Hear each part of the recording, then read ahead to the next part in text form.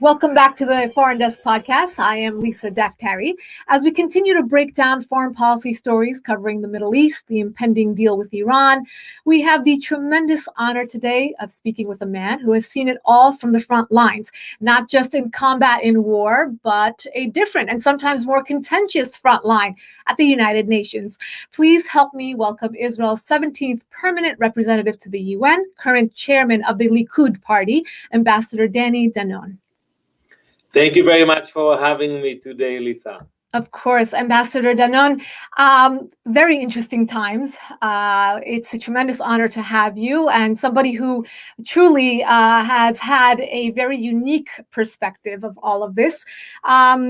More so than anything, I think we used to live in a world where, regardless of who was in the White House, Republican, Democrat, otherwise, we would always have a continuous support of Israel that was unwavering, that was unchanged, that was, extremely reliable. And you had the, again, unique experience of working both under President Obama and President Trump, two very different foreign policies regarding and perspectives regarding Israel. Perhaps that is what led us to today in anticipating or watching what's happening with the Biden White House and that relationship with Israel. Are there any concerns right now in Israel regarding the friend that they may no longer have in the White House? So, as you mentioned, Lisa, I served at the UN for 5 years, working with both administrations. And in general, I can tell you we had the support and the backing of both administrations.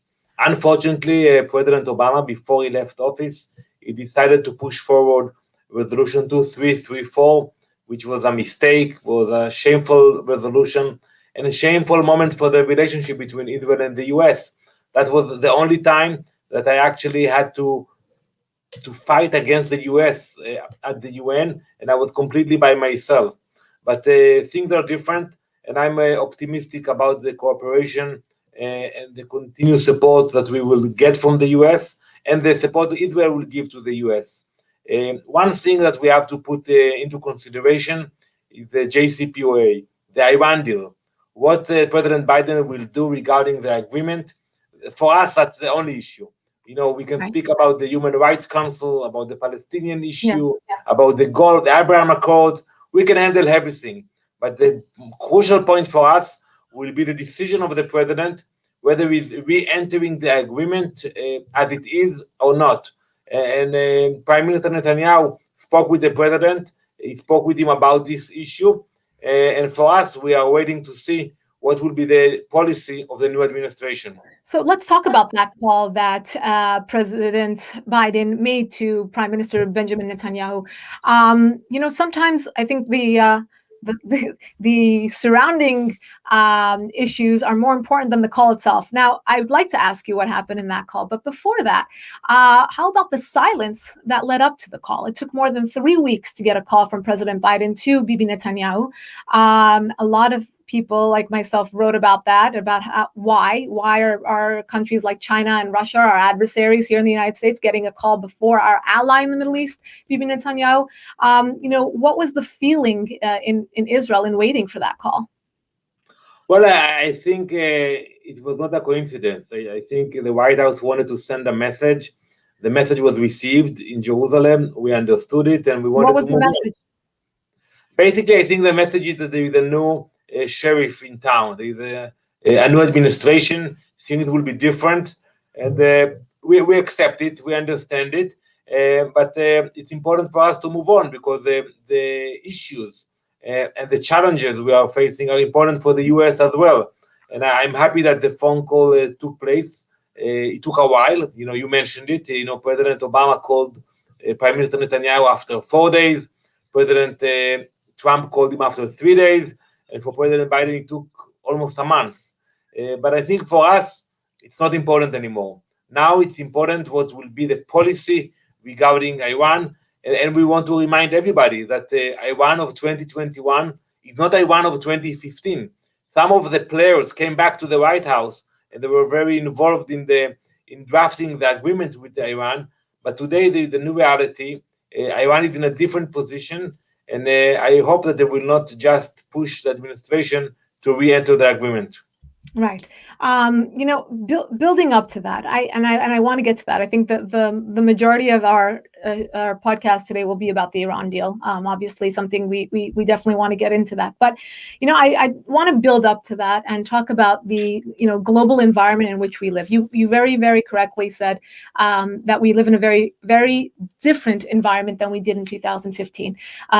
Israel has new friends, and perhaps those usual suspects still remain as the critics of Israel. I imagine it wasn't a very easy job to walk into the UN every day to hear that unfair, unwarranted targeting of Israel, but it goes on. It goes on. Just this week, the ICC, International Criminal Court, said that they were going to investigate the alleged war crimes of Israel and Hamas, not Israel and the Palestinians, but Israel and Hamas, a designated terror organization. Obviously, they came back with a lot of criticism for Israel. And let's take a listen to the initial reaction by Prime Minister Bibi Netanyahu to this probe. This is an affront to all democracies, and everyone should stand together. And one more thing, if I can say, I'm in Jerusalem, not very far from the old city of Jerusalem, which has been our capital since the time of King David for 3,000 years. They say that if we build a house in Jerusalem, that's a war crime. This is outrageous. Exactly that. Anything that you build beyond the 67 lines, that's a war crime. So this is outrageous. This is particularly outrageous because the ICC, the International Court, was built to prevent the kind of horrors that were committed on the Jewish people by the Nazis, and now they're turning their guns on the one and only state of the Jewish people. Well, we're not going to stand for it, and I'm going to fight this in every place. Fight for the truth, fight against this perversion of justice. And again, we'll get to the Iran deal, but the point being, and building up to that, is to say it's very difficult to focus on the priorities that Israel has when all of these sideline criticisms come from these world bodies. In your opinion, and being at the UN for so long, why is the world fixated on blaming Israel? First of all, we proved that despite the number of resolutions and the ridiculous decisions of those international organizations, we are capable of flourishing. Look at Israel today. Look at the way we deal with the COVID-19. 90% of Israelis above the age of 16 are vaccinated already. So we are used to it. I think it has to do with the Palestinians. For the last 72 years, the Palestinians focused on the blame game rather than a dialogue or helping their people. And even what we saw from the ICC, it's part of the diplomatic terrorism of the Palestinian leadership. And that's unfortunate. It will not take them anywhere. It will not support the population. And even when we speak about the vaccines, instead of purchasing vaccines to the Palestinians, they are blaming us for not doing it for them. I hope that one day there will be a genuine leadership among the Palestinians that will actually focus on supporting the Palestinian rather than blaming Israel for everything. So what we saw at the ICC, at the Human Rights Council, at the UN, it's part of that propaganda of the Palestinian to bash Israel, trying to embarrass us, but it's not bringing them anywhere. It's one thing to hear this on a political level, on a global level. It's awful that it happens, but I think it becomes more worrisome when we see these narratives and stereotypes portrayed in comedy, in Hollywood. Recently, we saw Saturday Night Live and a show on NBC Nurses portray the same narrative about Israel not giving vaccines to the Palestinians, or in that show, an Orthodox man refusing to have his life saved by a Gentile. Again, false. By all Orthodox accounts, it is the number one priority to save a life, regardless of how that's done. So, these are all false. And as you said, Israel does a good job at showing, what they can do and correcting the narrative on the level that they can. But why is this happening more and more often? Well, I think today, with social media, it's really easy to spread the lies. I have seen it a lot at the UN, but we stick to the truth, to the facts. And also when you hear the allegations coming from the ICC about our soldiers, about our boys and girls of the IDF. This is outrageous. We are, I think, the most moral military you will ever find. I know that. I was a lieutenant in the military. I was Deputy Minister of Defense. I know that we spend so much time and energy trying to keep the morality of our military, and then you come the ICC and blame us for protecting our civilians. It's a political game. We are used to it, and we're ready to fight it in court, in the UN, wherever it will be needed. And President Trump warned us about these acronymed organizations, right? The WHO, the UN Human Rights Council, NATO. I mean, anything with an acronym that was getting U.S. taxpayer money, he warned us against, which is why he pulled out of the UN Human Rights Council, because he thought that for no reason they're wasting taxpayer money. But not only that his main issue with them was how poorly they treated Israel. Again, you were there on the front lines watching that. President Biden, again, within hours of coming into the White House, reinstated that aid. We became, again, members of the UN Human Rights Council, reinstating aid to the Palestinians, and again, very soon to UNRWA. That's what we are hearing.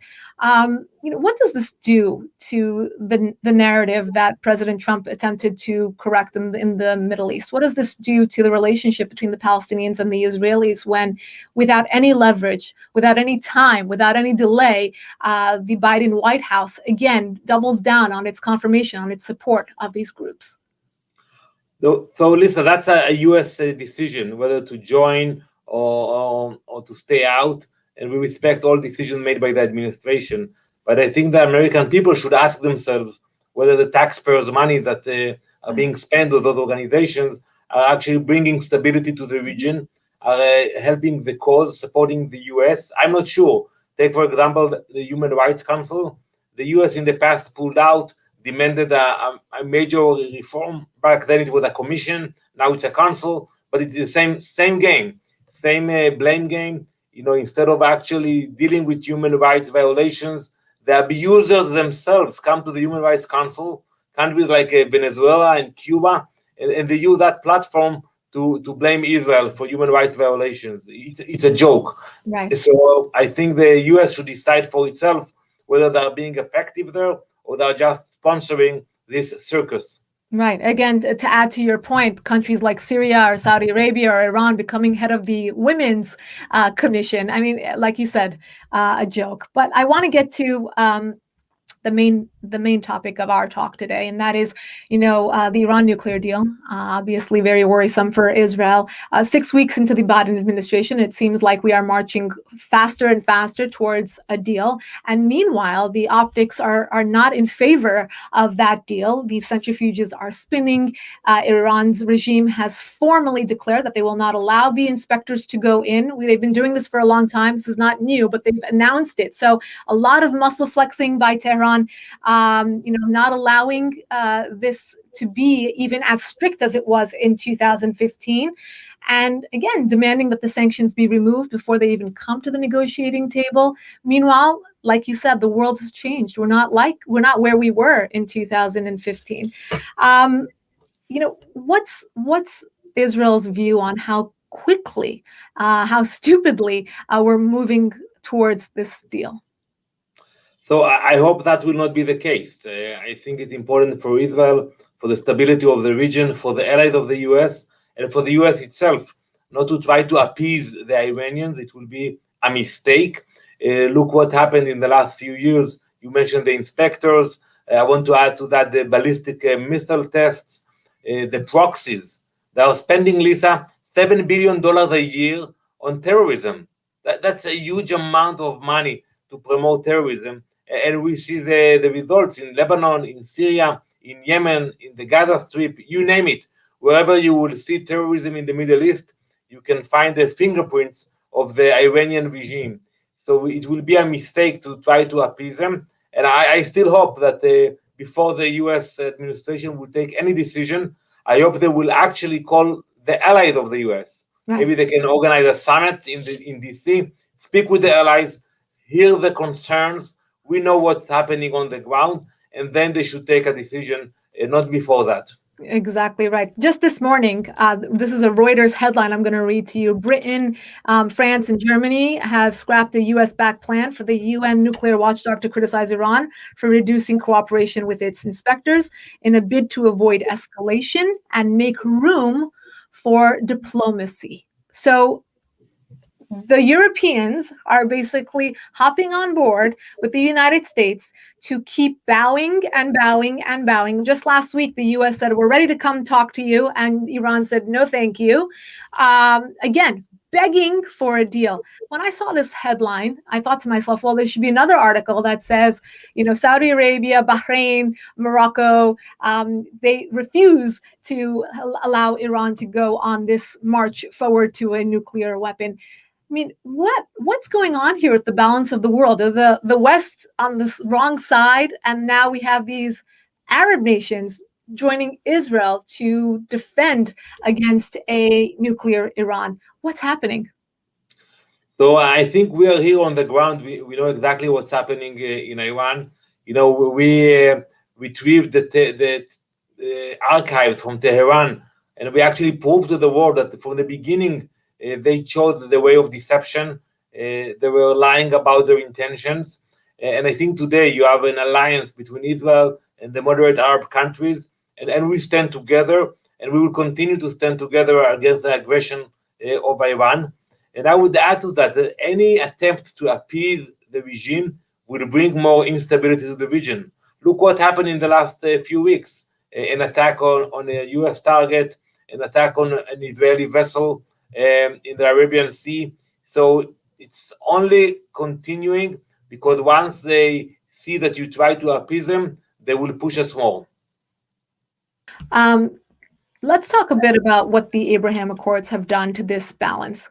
Obviously, like you said from the very beginning, that it's a new Middle East. It's a new calculation. What's the sentiment in Israel? Is there more confidence in knowing that Israel's neighbors are on board with stopping Iran's aggression?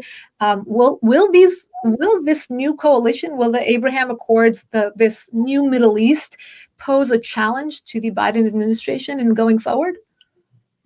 I'm very optimistic about the collaboration, the cooperation. I visited Dubai in 2016 in the UAE once I served at the UN, and it was so complicated to organize my trip there, Lisa, in terms of security, and they asked it to be confidential. And I went a few weeks ago, and I saw the excitement, and I think we will see more cooperation, more trade, commerce, and it will create more stability in the region. I think the administration should actually use the momentum and maybe promote peace with more nations in the region. So it's not about who actually initiated the process. It was a good initiative of President Trump.